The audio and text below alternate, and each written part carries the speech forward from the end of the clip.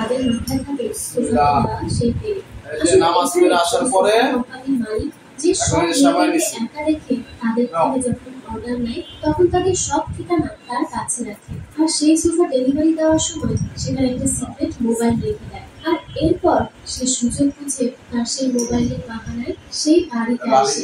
আর তখন কোনো মেয়েকে একা পেলে তাদের মাথায় বন্দুক ধরে তাদেরকে শারীরিকভাবে নির্যাতন করে আর পরে এই পেরেক দিয়েই মেরে ফেলে। এরপর নীলু আরো কিছু বলতে যায়, কিন্তু সুদর্শনের এত তাড়া যে সে আর তার কথা শেষ না করে চলে যায় সোফার মালিককে নিতে। তবে আজ সোফার মালিক গিয়েছে মাটির বাড়ির সোফা ডেলিভারি করতে। পুলিশরা সেদিকেই তখন ততক্ষণ সে চেষ্টা করে মাটির সাথে কিছু করতে, কিন্তু সুবিধা না হওয়াতে সেখান থেকে সে বাইরে চলে আসে। আর তখন তাকে দেখে রেডি বলে, স্যার এই পেরেক বন্ধু গিয়েছে যা দিয়ে মহিলাদের মারে। এরপর সে পালাতে চায়, তবে লেবু তাকে পুলিশের হাতে তুলে দিতে সক্ষম হয়। এরপর সুদর্শন তাকে জিজ্ঞাসাবাদ করার জন্য আসে, তবে সে তেমন কিছুই করে না। তারপর লেবু আসে আর বলে, আমি জানি তুমি এই কাজে একা।